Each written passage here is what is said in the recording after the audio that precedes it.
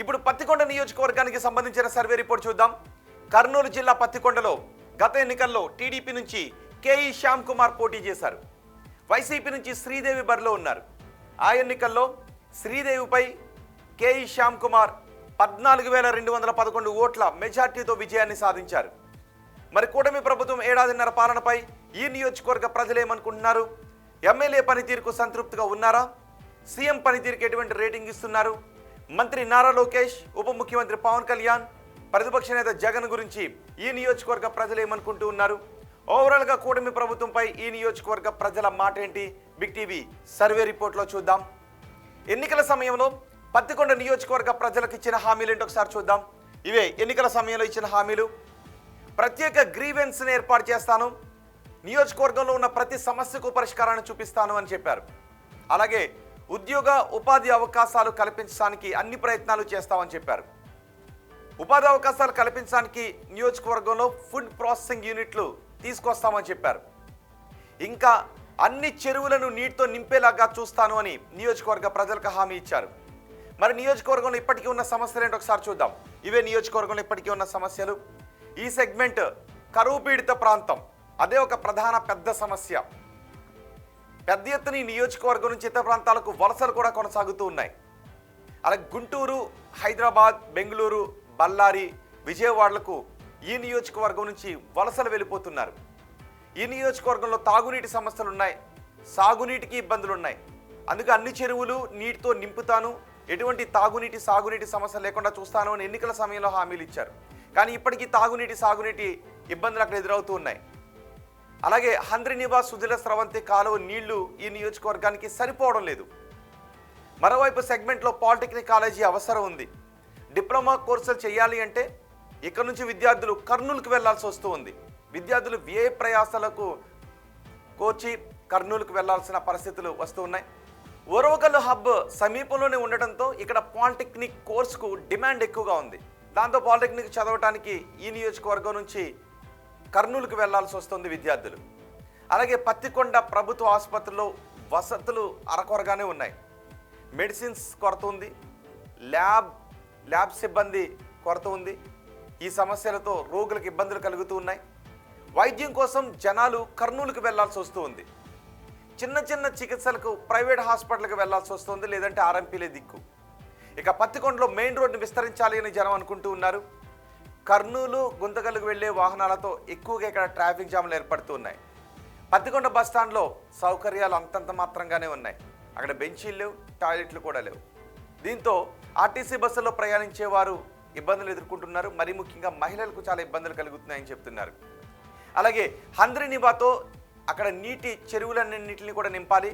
ఇది కూడా నిజానికి ఎన్నికల సమయంలో హామీ ఇచ్చారు, అన్ని చెరువులను నీటితో నింపుతాను అని. సో హంద్రినివా నీటితో చెరువులను నింపాలి అని జనం అనుకుంటూ ఉన్నారు. హంద్రినివా సుజల స్రవంతి నుంచి చెరువులకు లింకప్ కాలువలు కావాలి అని జనం అంటూ ఉన్నారు. ఇవి ప్రధానంగా నియోజకవర్గంలో ఉన్న సమస్యలు. ముందుగా పాజిటివ్గా ఉన్న అంశాలు ఏంటో మనం మాట్లాడుకుందాం. పాజిటివ్గా ఉన్న అంశాలు ఇవే. ఎమ్మెల్యే ఆఫీస్లో ఒక కంప్లైంట్ బుక్ను పెట్టారు. నియోజకవర్గంలో ఎవరికి ఏ సమస్య ఉన్నా కంప్లైంట్ బుక్లో రాయండి అని చెప్పారు. ఆ కంప్లైంట్ బుక్లో రాసిన సమస్యలపై పరిష్కారం దిశగా చర్యలు తీసుకుంటూ ఉన్నారు. ఇది ప్రధానంగా పాజిటివ్గా కనిపిస్తున్న అంశాల్లో ఒకటి. అలాగే వెల్దుర్తి, కృష్ణగిరి మధ్య బస్సు ఏర్పాటు చేశారు. మరోవైపు హంద్రినివాస్ సుజల స్రవంతి విస్తరణ పనులు కొనసాగుతూ ఉండటం ప్లస్ పాయింట్లో ఒకటి. ఇక టమోటా ఫ్యాక్టరీకి 12 కోట్ల రూపాయలు రిలీజ్ అవ్వటం ఒక పాజిటివ్ అంశాల్లో ఒకటిగా కనిపిస్తోంది. టమోటా ప్రాజెక్టు పనుల్లో ఇక్కడ పురోగతి కనిపిస్తూ ఉంది.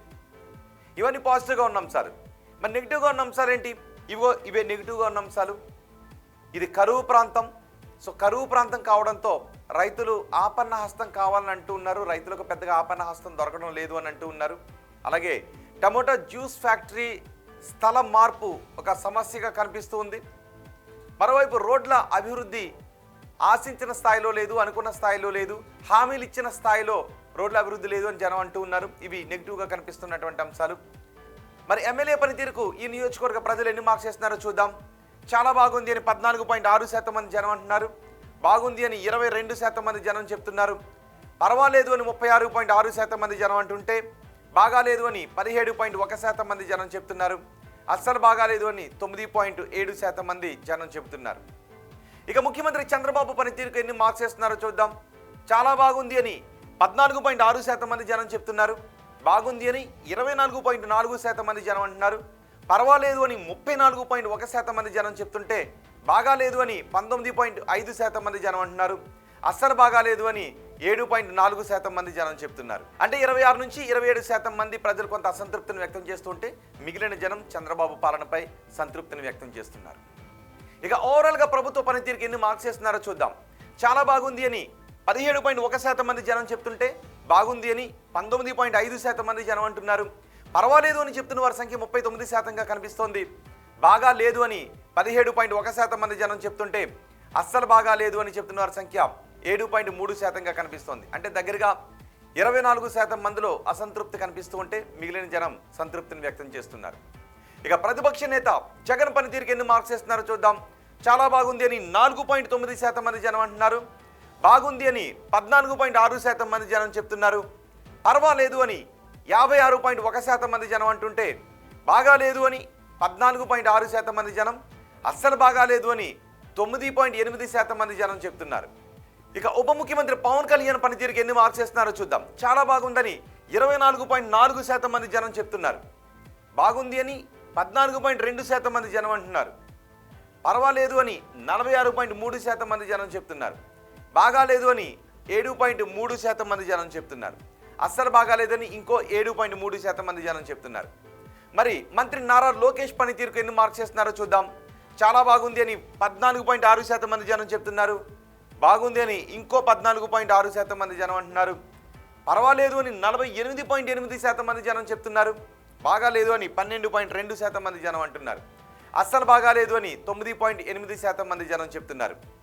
అమరావతి పనులు పూర్తి అవుతాయనుకుంటున్నారని అడిగిన ప్రశ్నకు పూర్తి అవుతాయని 34.1% మంది జనం నమ్ముతున్నారు. కావు అని 24.4% మంది జనం అనుకుంటున్నారు.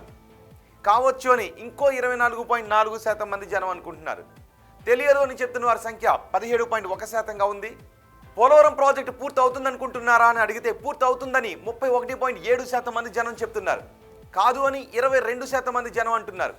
కావచ్చు అని 24.4% మంది జనం చెప్తుంటే తెలియదు అని 22% మంది జనం అంటున్నారు. అలాగే కూటమి ప్రభుత్వంలో ఉద్యోగ అవకాశాలు పెరిగాయా అని అడిగితే పెరిగాయని చెప్తున్నారు 31.7% మంది. పెరగలేదు అంటున్నారు 26.8% మంది. పెరిగి ఉండొచ్చు అని 17.1% మంది జనం చెప్తున్నారు. తెలియదు అని చెప్తున్న వారి సంఖ్య 24.4%గా ఉంది. వచ్చే ఎన్నికల్లో వైసీపీ అధికారంలోకి వస్తుందనుకుంటున్నారా అని అడిగితే వస్తుందని 17.1% మంది జనం చెప్తున్నారు. రాదు అని 24.4% మంది జనం అంటున్నారు. రావచ్చు అని 12.2% మంది జనం చెప్తుంటే తెలియదు అని 46.3% మంది జనం అంటున్నారు. చంద్రబాబు తర్వాత ముఖ్యమంత్రిగా ఎవరైతే బాగుంటుందని అడిగితే పవన్ కళ్యాణ్ అయితే బాగుంటుందని 19.5% మంది జనం చెప్పారు. నారా లోకేష్ అయితే బాగుంటుందని 39% మంది జనం అన్నారు. తెలియదు అని 41.5% మంది జనం చెప్పారు. ఇవి పత్తికొండ నియోజకవర్గానికి సంబంధించి big TV survey report, AP progress card. మరో నియోజకవర్గానికి సంబంధించిన సర్వే రిపోర్ట్ను మీ ముందు ఉంచుతాను.